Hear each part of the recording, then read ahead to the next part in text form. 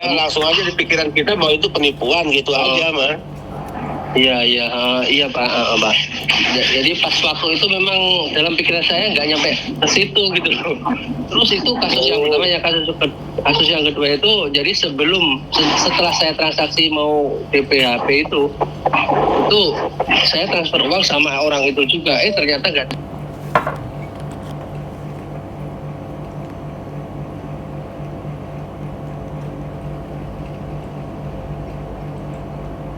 Terus yang Ya harus sebijak-bijak mungkin, secermat-cermat mungkin, sehati-hati mungkin ya. Terus banyak juga setelah saya post TikTok dia itu banyak yang DM saya juga kasusnya sama. Jadi dia itu pada ketakutan identitas dia itu juga dikirim sama seseorang itu gitu loh. Nggak cuma 1, 2, 3 yang. Penipunya orang mana ya? Penipunya orang mana, di Indonesia atau di mana? Jadi dia bilang waktu itu pas ditelepon ngomongnya di daerah Bintung, Taiwan. Dia kerja di panti Bintung gitu. Oh, bukan di Indonesia ya, jadi susah kalau bukan di Indonesia ya hukum negara sana yang bisa melakukan proses hukumnya. Ya kecuali dilaporkan ke KJRI. Nah masalahnya KJRI mau nggak ngurus yang begitu? Saya ngerti juga itu KJRI Hong Kong. Taiwan Pak. KDI ya. Nah coba nanti ya kan di KDI itu kan kalau masalah begini pasti ada atas semacam, bukan atas ya. Atas apa ya, kepolisiannya ada nggak ya, perwakilan kepolisian KDI? Saya nggak ngerti nih. Coba Mbak Yuni disambungin ke itu, Pak Kadir atau Mbak Mira, Mbak Yuni? Saya Pak Kadir punya nomornya Mbak Mira, saya nggak punya Bapak. Pak Kadir sudah saya hubungi. Kadir ada nggak Kadir? Belum dijawab Mas Yan Pak. Sudah disambungin. Karena ini masalahnya memang sepele Pak, tapi ini sebenarnya besar karena penipuan juga Pak.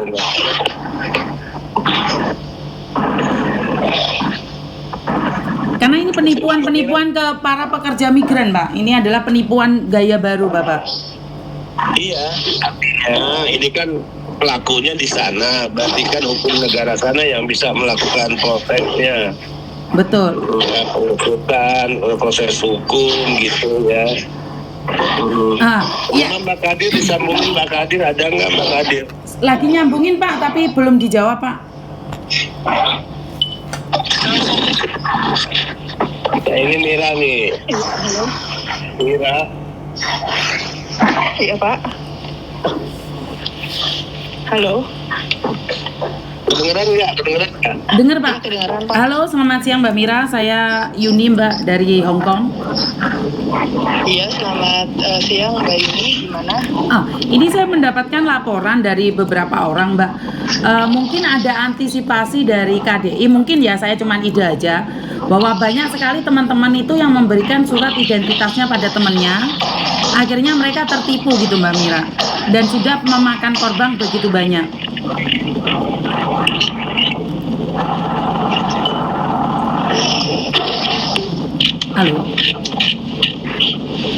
Halo. Itu Mira, Mbak Yuni ngomong panjang lebar nggak kedengeran? Oh ada suaranya. Mira. Halo. Halo Mbak Mira. Kamu juga kecil Mira, suara kamunya kecil tuh. Iya, halo. Apa kedengeran kan?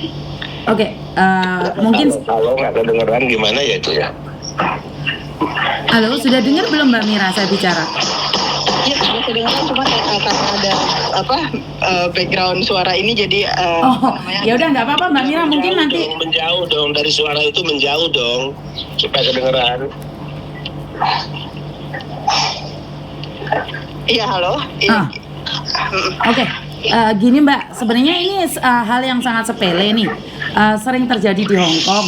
Tapi saya tidak ingin membandingkan dengan apa yang terjadi di Hong Kong. Iya. Dan ini kejadian pada beberapa orang yang tertipu oleh sesama orang Indonesia yang ada di Hong Kong dengan mengatakan bahwa dia adalah jasa agensi, jasa pengiriman barang, jasa kredit HP. Iya. Nah, untuk lebih lengkapnya mungkin Mbak Mira bisa langsung DM-an langsung sama Mas Didi. Mas Didi, Bukan di Hong Kong, Mbak. Iya. Oh sorry, di Taiwan, sorry. Taiwan. Taiwan. Ya. Mungkin langsung bisa bicara dengan Mas Didi langsung, Mbak Mira. Iya, gimana Mas Didi? Jadi gini ceritanya. Jadi kan dia itu dengan modus kan jual beli HP dengan persyaratan fotokopi, foto ARC dan foto paspor. Iya. Nah setelah saya kirimin, nah kelanjutannya saya tuh minta bantuan juga transfer uang. Setelah saya transfer uang, nomor saya diblok, uang nggak nyampe Indonesia. Terus yang saya takutkan untuk saat ini dokumen saya yang untuk BPHP itu gitu loh. Sedangkan orang itu udah saya nggak bisa saya hubungin. Jadi saya takutnya dokumen saya nanti disalahgunakan gitu loh. Oke, dokumen ARC dan paspor udah dikirim ya? Iya. Ini sudah dilaporkan ke polisi belum, Pak? Jadi kemarin saya laporin ke polisi sama orang kantor di proyek saya. Setelah nyampe kantor polisi, pihak polisi bilang katanya harus didampingi dari penerjemah agensi gitu. Oke. Oke, satu-satu dulu Mbak Mira terkait kekhawatiran penyalahgunaan, segera Mbak Mira dampingi untuk dia membuat laporan di kepolisian ya. Dan kalau ada korban lain, maksudnya dikolektif aja, dikumpulin satu kali lah gitu ya. Dan Mbak Miranya satu kali urusan ya. Iya. Oke, kedua Mbak Mira, terkait itunya bisa terlacak nggak tuh kalau dengan dilaporin kira-kira si penipunya? Gali data sebanyak-banyak dari Mas yang bersangkutan, nanti bisa ngobrol berdua ya. Iya baik, nanti kami upayakan. Ini kami juga udah 2 tahun belakangan ya juga bekerja sama awalnya dengan MGIB. MGIB itu Ministry of Justice juga dengan kepolisian. Tapi memang pelacakan terhadap orang-orang ini tidak mudah, tapi kita akan tetap laporkan ke polisi untuk ditindaklanjuti. Kok 2 tahun? Mbak Mira udah berapa tahun emang di Taiwan? Maksudnya kasus 2 tahun terakhir, Pak. Saya 1,5 tahun, Pak. Udah cukup di Taiwan, udah bisa pulang Jakarta. Kalau saya kan hanya kroco ya Pak, jadi bagaimana penugasan aja Pak.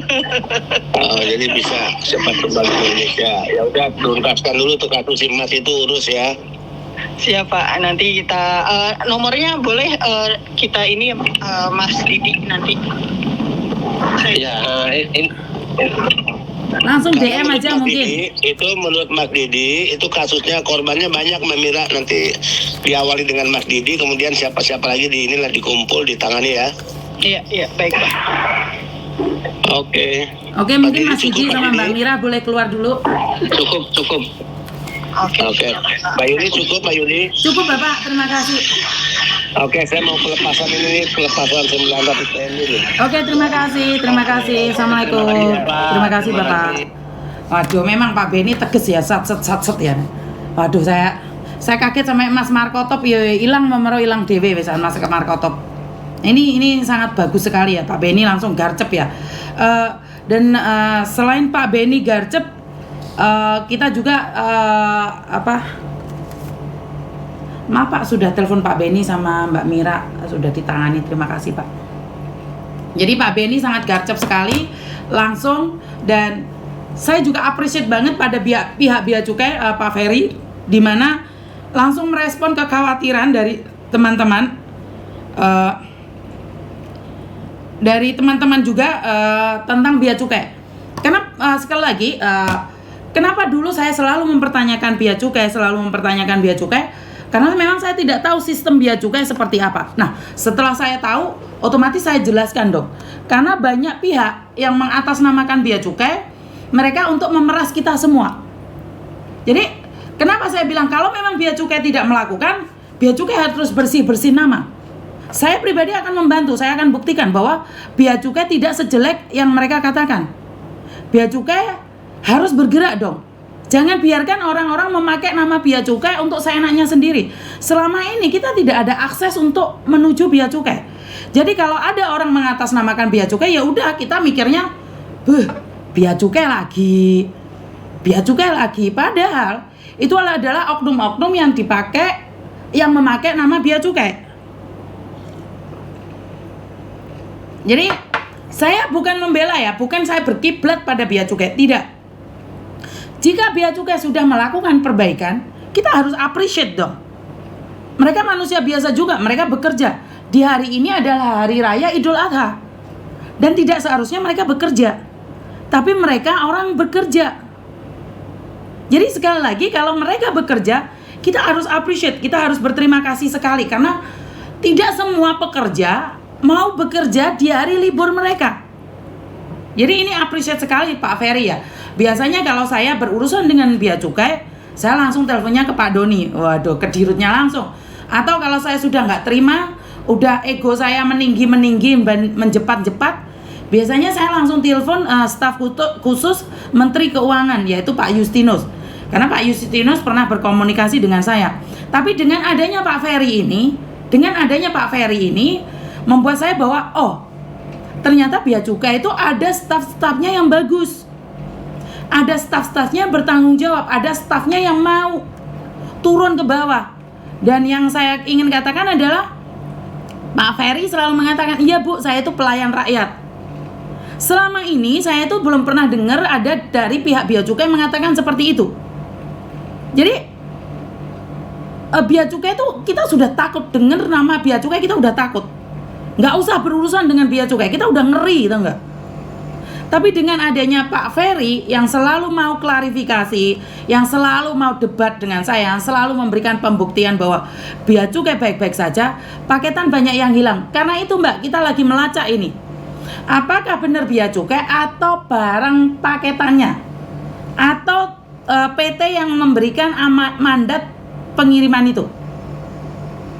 Jadi karena barang-barang banyak yang hilang, ini aneh banget gitu loh. Barang-barang banyak yang hilang. Kemana? Mereka itu kemana gitu loh? Siapa? Dan kenapa bea cukai diam saja saat kita berkata bahwa barang-barang kita hilang? Seolah-olah mereka tidak mendengarkan. Dan ini ada yang mengatasnamakan bea cukai, pelelangan dari bea cukai. Kalau bea cukai diam, maka kita punya prasangka buruk atas bea cukai. Tapi jika bea cukai bergerak, kita harus appreciate dong. Benar nggak sih? Jadi buat Mas Markotop yang sebentar, mana ya Mas Markotopnya?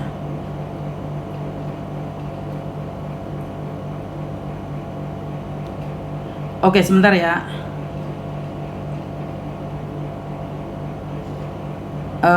Sebentar. Saya nyari Mas Markotop ora temu toh? Wen, mana nomornya Wen?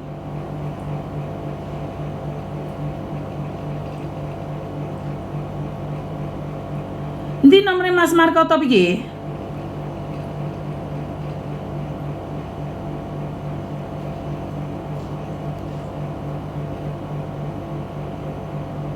Oke. Mas, saya butuh namamu, KTP-mu, paspormu, apapun itu saya butuh Mas. Jadi saya bisa kirimkan pada pihak bea cukai.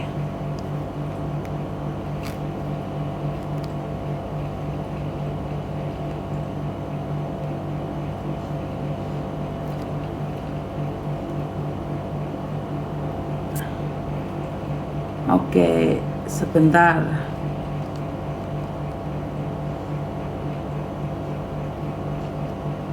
Oke, ini saya lagi SMS-an sama Mas Markotop ya. Sebentar ya teman-teman ya.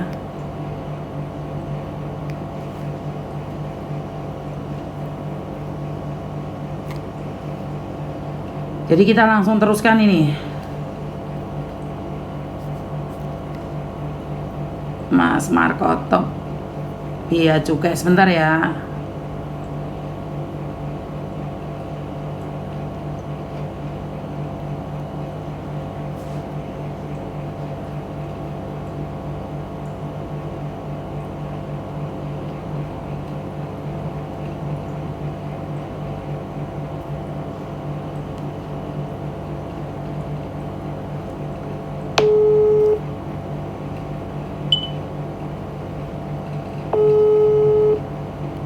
Halo, Miss. Oke.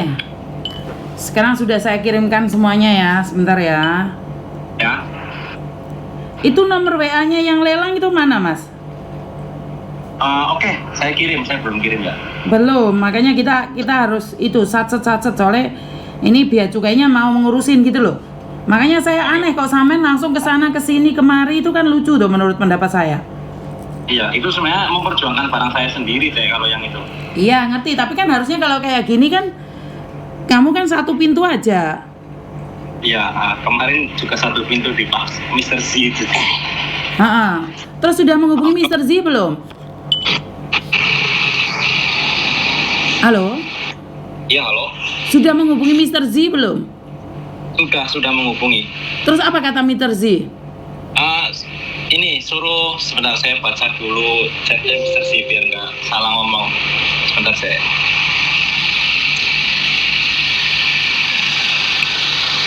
Kabari terus, ini terjadi perhatian kita. Langsung saja ikuti lelangan beli, jangan sampai kehilangan jejak. Kirim link, gitu. Maksudnya harus pelaporannya seperti apa dan bagaimana? Ada nggak? Ya, mungkin maksudnya Mr. Z ini saya harus mengikuti orang itu terus dan mengikuti lelangannya gitu saya. Oke.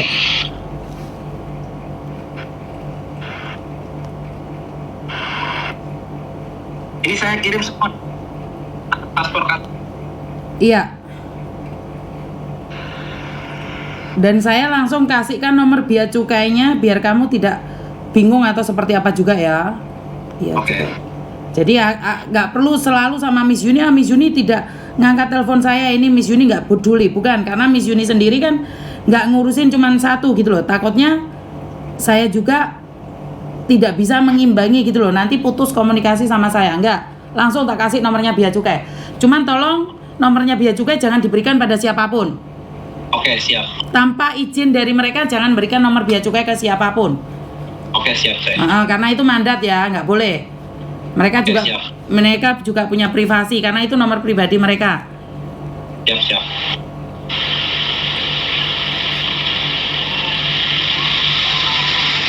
Langsung saja kasihkan ke Pak Ferry Mas, jadi nggak perlu ke saya.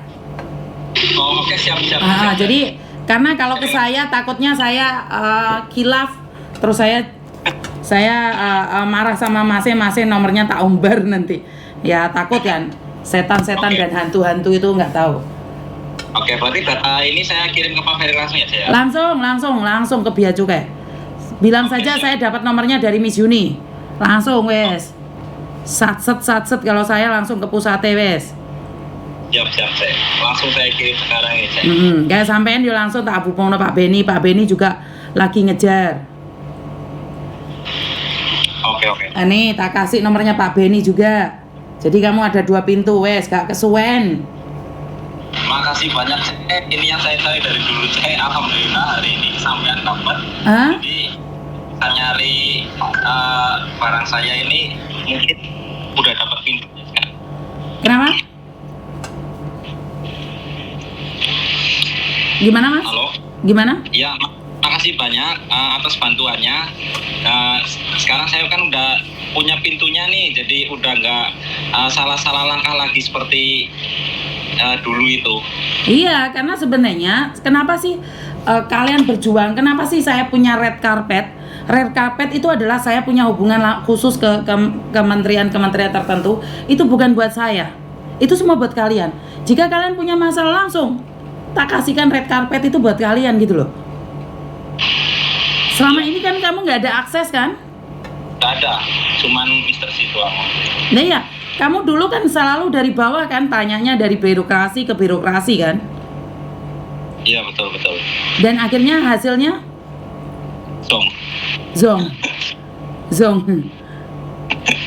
Bener nggak? Kalau kamu dari awal ngikuti Miss Yuni mungkin sudah kelar. Iya, ya mungkin ini cek. Dengan saya tahu Miss Yuni, kedepannya mungkin saya harap bakal lebih gampang untuk pengurusan barang di bea cukai. Siap. Jadi setidaknya kamu juga punya koneksi nih. Kenapa sih Miss Yuni itu tidak pelit dengan informasi? Miss Yuni itu tidak pernah menyembunyikan nomor pejabat loh Mas. Banyak orang kan yang kenal pejabat kan nggak mungkin nomornya dikasihkan kan? Pernah kamu dapat nomor pejabat? Belum pernah. Baru kali ini Miss Yuni ngasih. Bahkan waktu saya ngobrol dengan Bea Cukai pun itu ada perantara WA-nya dari PT Benua Asia waktu itu, Cek.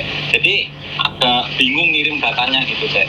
Jadi saya telepon seluler ke Bea Cukai, dari pihak Bea Cukainya perantaranya ada di WhatsApp-nya PT Benua Asia. Jadi nggak langsung ke Bea Cukai? Nggak langsung ke Bea Cukai, langsung telepon, cuman ngirim-ngirim foto-fotonya lewat WhatsApp-nya PT Benua Asia.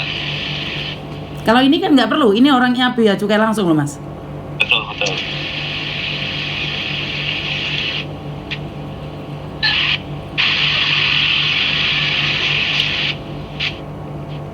Oke, makasih banyak. Saya kirim datanya dulu ya, Cek. Oke, siap. Kirimkan ke Pak Ferry Bea Cukai dan kirimkan juga pada Pak Beni dari BP2MI. Jadi nanti di akhir cerita kamu cuman ngomong aja sama saya. Miss Yuni, masalahnya kok belum kelar. Miss Yuni, masalahnya sudah kelar. Jadi saya cuma butuh laporan karena saya memberikan akses khusus buat kamu dan tolong nomor itu juga tanya yang punya sebelum kamu berikan pada orang lain. Oke, siap. Oke. Terima kasih ya, Mas. Oke, terima kasih. Oke, teman-teman, sebanyak sekali yang mempertanyakan saya, Allah karo pejabat cedek anu alah. Oh iki rong tahu cedek pejabat foto-foto. Saya sudah foto. Tapi foto saja nggak ada gunanya kalau kita tidak bisa membantu permasalahan teman-teman yang ada di luar sana. Benar nggak sih?